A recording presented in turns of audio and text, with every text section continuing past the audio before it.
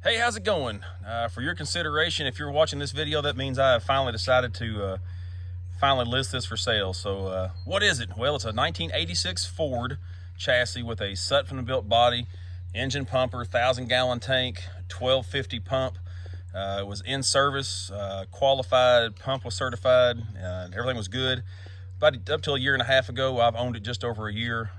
My hometown fire department decided to surplus it, and I put in a bid thinking I would never win it. Wound up getting it. I've had a lot of fun with it since then. Truck was in service. Everything works great on it.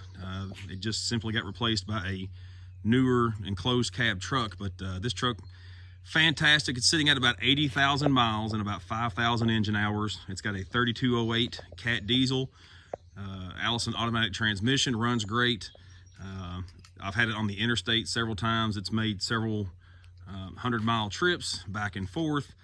It's been sitting here for a few days, so I thought it'd be a good time to go over it and also show a relatively cold start. Today's a 75-degree day, but the truck's been sitting, I think it's been 2 weeks since I started it, so show at least a cold start. But back in the winter, when it was well below freezing, still cranked, started fine.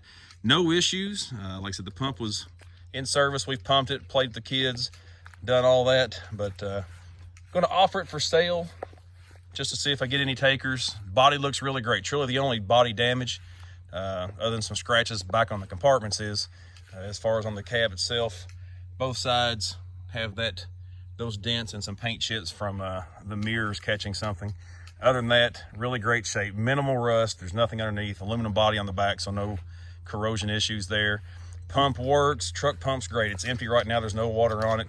It tops out at about 64 to 65 miles an hour, so I put it on the interstate. You're definitely not breaking any the speed limit with it on it, but it can handle, it can run for hours on the interstate. I've done it, proven it. Before it gets loud, go ahead and show you the interior here. So this is the extended cab version, so it does have the seats in the back, brackets, basically semi-open cab, cross lays. You can see all the pump panel stuff. Here's your pump specs, and like I said, prior to me purchasing this, it was current. The pump was passing pump test. I've pumped it for fun. It does great. Go ahead and show you. There's your engine hours, sitting at 5,100 and change now. Let's see if I can get up here to the odometer, if I remembered that correctly. There's your miles. Great truck. It picked it up thinking I would maybe, if I did win it, make a ramp truck for a different, I've got an older truck that I was like, oh, I'll make a ramp truck, but I had fallen in love with it. The truck is too nice. If someone can use it or wants it as is, to cut up to make a truck to haul another. There's plenty of chassis out there already ready for that kind of service. So I'm just going to throw it out there. If your department needs a pumper, it's a great pumper. You could easily get it serviced back in. The tires are great. I've got some previous videos I'll tag onto this, but the brakes are good all around. There's plenty of shoe left, all four corners. There's plenty of tread on the tires. Honestly, it would take about a day. You'd probably want to do a fluid service on it, just because I haven't changed fluid and filters in the year I've had it, but it hasn't had a lot of miles. But fantastic truck. So let's see if it's if I can go through here. Like I said, a little rust down in here. It's surface rust. There is some pinholes here, but that's basically from just snow and stuff sitting here and not being cleaned out. But that's minimal. Looks good underneath. Before I try to start it, quick history on the truck. Built new, 86. It went to the West Licking Volunteer Fire Department in Ohio. From there, I believe its next stop was Louisa, Kentucky. I don't think there was an owner in between. From Louisa, Kentucky, it went to Loretto, Kentucky, and Loretto, Kentucky is who I purchased the truck from. So that's the basic history on the truck. So if you're looking to know where it came from, West Licking, Ohio, Louisa, Kentucky, Loretto, Kentucky. We'll kick our batteries on here. Let's see, we got power. Oh, it's still got air, so no low air alarm because it's still holding it. So the truck can sit several days and holds the air, but you can see it is cold. You can look at the temperature gauge. Nothing's up. Not quite high enough for no low air alarm, but fires right up.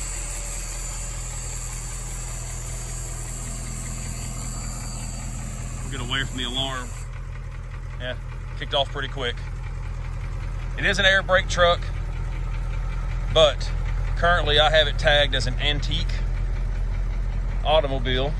So as far as ownership, it's actually not that expensive. If you want to keep it like I have it, you can see we've got some dirty water and some corrosion coming out of the plumbing where we pumped it recently and drained out of the back, but tagged as an antique. So what I can tell you is basically no taxes on it. The taxes will cost you a few dollars per year if you keep it in Kentucky. Don't know about other states, but as far as tax value, under like 20, I think it was $24 was the annual taxes on it. I've got it currently insured through Haggerty Insurance with those antique tags.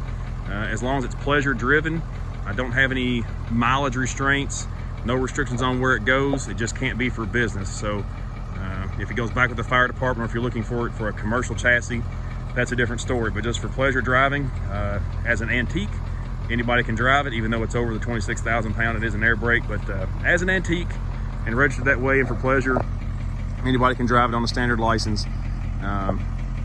Haggerty Insurance is, I've got it fully insured, and it's costing me this year's payment was $352.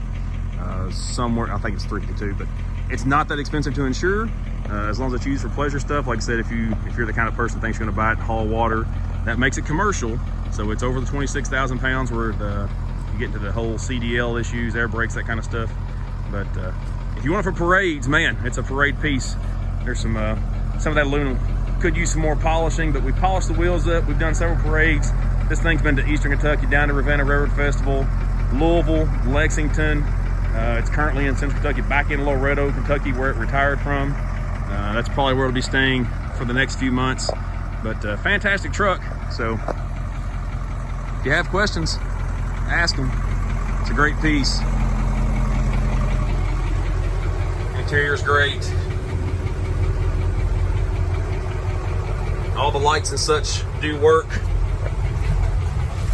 Hop in the cab here.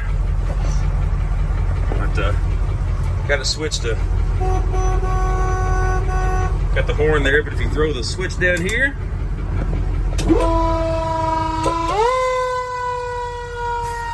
Q siren still working.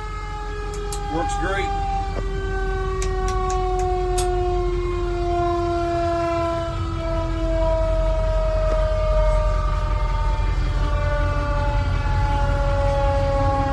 Rocker switches there. The one thing that's not working, the electronic siren.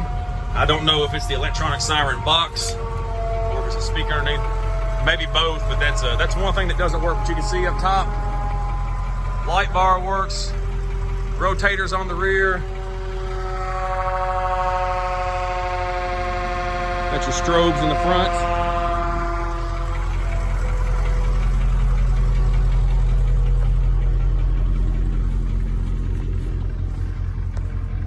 Strobes in the rear.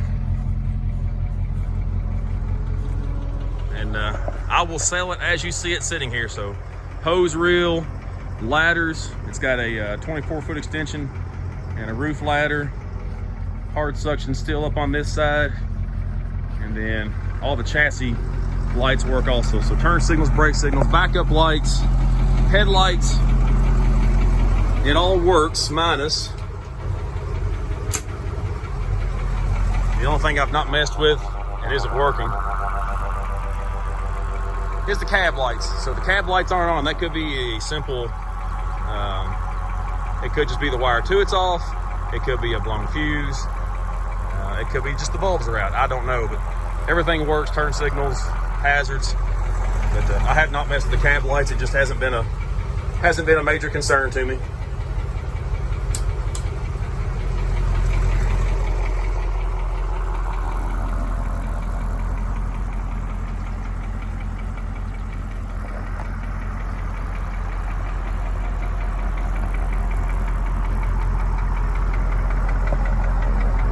Here's that mirror smack damage on the passenger side. It's Although the paint's cracked and needs to be repaired, as far as getting the dents out, that actually wouldn't be much for a paintless dent repair person to take the mirrors, pull back out and tap down, but the paint did crack with the mirror smacks whenever that happened. It was that way when I bought it, and actually the paint wasn't showing anything, but the truck has been outside mostly since I purchased it, and without sitting indoors 24/7 nearly, the weather has finally caused basically the water got through the cracks and caused that. So if we keep it, well, obviously we'll have to address it. If you purchase it, you'll want to jump on that before it turns into something severe. But fantastic truck. I'll try to keep this rolling, take a short drive. It could be yours. No, what's your guess? $5,000. $5,000 takes it home today. And I'll make sure it's got a full tank of diesel when you come pick it up. And I would drive it anywhere right now. Like I said, you won't break any speed records. You're going to run about 62 to 65 miles an hour. Speedometer's off a little bit. The speedometer will show about 70, but per GPS pacing and looking at the GPS speedometer, 65 is where you get when it tops out. So 62 to 65, somewhere in that range is the top speed based on the gearing and the engine RPMs.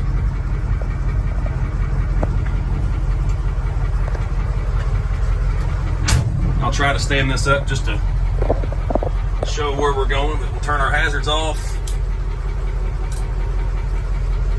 Turn all of our emergency lights off because not legal for road use, fine for parades. They're all working. It's okay if they work as long as you don't use them illegally, which we're not going to do, but we'll go out for a little ride. Release our parking brake.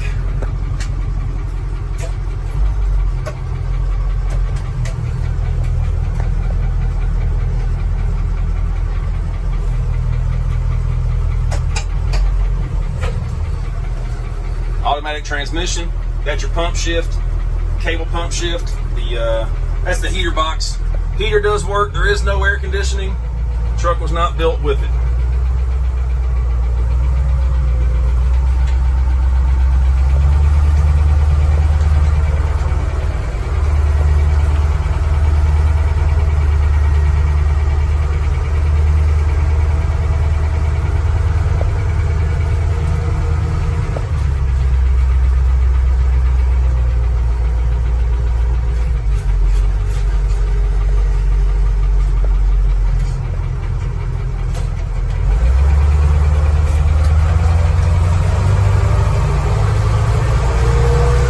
Test drive segment here.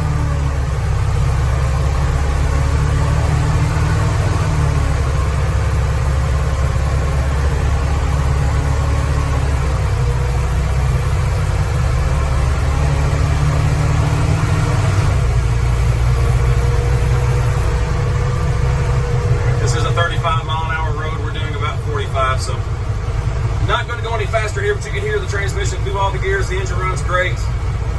Fantastic truck. I don't think you'll be disappointed. We'll cut off and come back once we get turned around and things are up to temperature just to show everything is fine. All right, round the speed restrictions. We'll take it up to, the speed limit here is 55, so we'll open it up. We'll break the speed limit a little bit.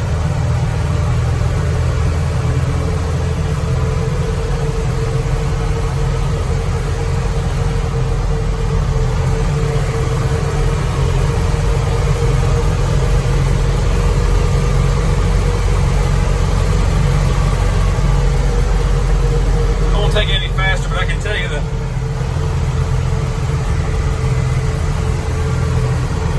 the engine RPM will govern out at 2,800 RPM, which, like I said, is about 62, 65 miles an hour on the GPS. It'll show 70 on the truck, but it's inaccurate. The cruise is running along, no problem. 55 all day, 62, 65, it doesn't mind.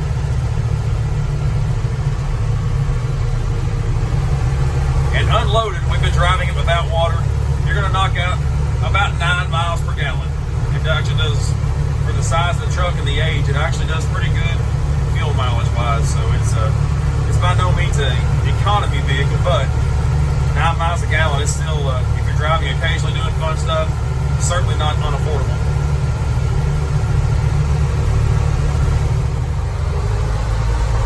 All right, we're back off the main road, slow driving here. We'll climb this hill, but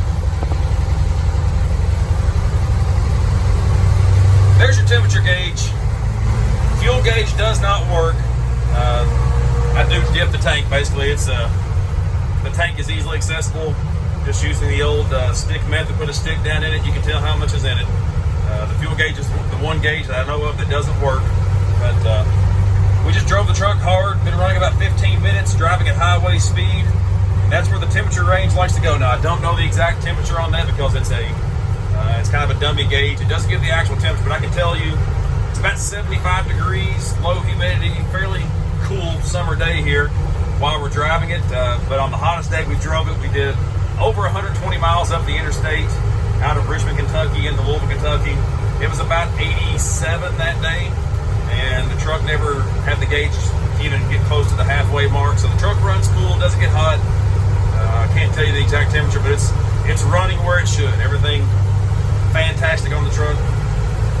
Just a few too many toys, and I just can't bring myself to turn this into what I would need it to be to justify keeping it, because it's so nice and it's in such good shape. I'd rather see someone who at the very least wants to keep it as it is, great, to take care of it. It'd be a great pumper for a department in need, or if you're the kind of person not sentimental and just want the chassis, well, you know, it's yours to do with, but I can't bring myself to cut it apart for no reason. So anyway, we're almost back to the parking location. We'll do one more short segment. I'll show you the vehicle VIN tags, that kind of stuff. It could be yours, 5,000-ish. Give me a call. All right, we're back, we're parked. Everything's fine. It's a great truck. It breaks my heart, but priorities and that kind of stuff. But there's your build tag. Anything you want to look up. There's your specs. As you can see, gross vehicle weight, 35,000, so it's over the 26 that normally requires CDL. But as an antique and a toy, that's okay. It is an air brake truck, if you didn't catch that. There's your VIN. All the good stuff. And body was completed by Sutphen, so once it left the Louisville assembly plant, went up to Columbus, Ohio. They made a fire truck of it, and it went to work just outside of the factory. But there you go, 1986 Ford Sutphen 1250 GPM pump, 1,000-gallon tank. Does have a foam system. Foam system did work. That is one thing I forgot to mention on the foam system. We were using this truck in a private capacity, filling some steam engines and that kind of stuff, and foam is a big no-no on boiler systems. So the poly tank for the foam was pretty coagulated. It's pretty gunky. We didn't want to throw it out, and everyone knows all the cancer stuff that's been going on foam lately. So we flushed it all out, but also drilled the foam tank with some holes so that it could not be filled back up once flushed. So if you're someone that would want the foam system working, the poly tank would need some patches, which is easy on a poly tank. Fill those back in, you can fill it back up. But the foam induction system that's built in was working. But it's nice, it's clean, it drives beautifully. Definitely a head turner. Couple little scratches to be touched up, but it's on the aluminum body, so no big deal. You can see kind of the difference in the shine there. The wheels we have polished, some of the running boards we have. The back has not, but that would polish up nicely with some time that we just haven't had time to invest in the truck. But it's a looker. You go to the car shows, the cruise ins, that kind of stuff. It draws as many heads and as many haulers and all the fun stuff as the super cars and all the new stuff that costs tickling $100,000. And for $5,000, you can roll up in this. Oh yeah, the air horns, they work too. I didn't pull them, but yes, the air horns do work, as well as the siren and the horn, just because somebody will ask. Let me get back in here. We'll give them a toot. Simple air valve setup.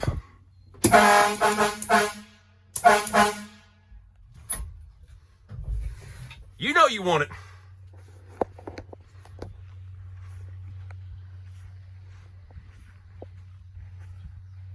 Nothing like that. And the lip for the wheel well there. It is missing that. It probably, I'm sure something got rubbed against it or stood on, but missing those, but the body is straight and not torn out, so it's pretty easy if you want to put those back on to just bolt them back on. Not a big deal. Good, you can see at temperature, oil pressure at idle, still excellent. And just a couple revs and comes right up. So bearing clearance still appears to be excellent at 5,000 and change hours on what CAT advertises as a 10,000 hour engine. So it's good stuff. It's a great truck. Hate to let it go, but will let it go. 5,000. You get the nice Onan built-in generator with cord reel back here. Little dirty water. We do need to wash the truck, but things are great. But powered cord reel that does operate. Did switch it over because we've been using it for Christmas lights and sound systems for parades and stuff, running off the onboard generator. It is an RV style generator, so you can shut the doors here, the compartment doors. It doesn't overheat. It ventilates through a hole in the floor back here, but it runs just fine. This is a gasoline generator with its own separate tank here at the rear of the truck, breaker panels, but hasn't been started for several days, but as soon as the fuel picks up, fires right up, 3,500 watts. We've been through several parades, ran it a lot. No trouble whatsoever. You can see all the specs there on it, but just a great mid-80s truck. It is what it is. The 3208 CATs. It's got the high horsepower of the 3208s, but it's 250-ish horsepower, turbocharged.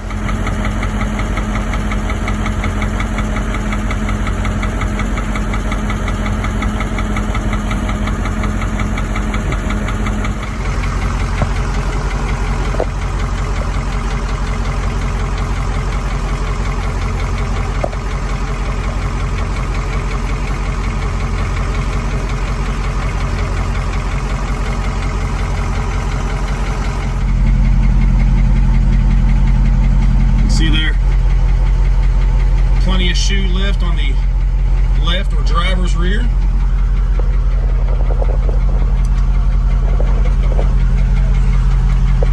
This will be the passenger or right rear. Looking in there, you can see lots of shoe thickness. Brakes are in excellent shape on the truck. Brakes should not be an issue. It is an air brake truck. Chambers here, as we showed with the pump up, no major leaks, nothing leaking while we're under here. There's no leak down with the pedal. Brake system, by all accounts, appears to be in excellent shape on the truck. Just looking underneath, you can tell road grime, but no corrosion, very light oxidation on the frame. Nothing's rusted out. Truck's in excellent condition structurally. It's no reason this truck can't be in service as a pumper for a fire department.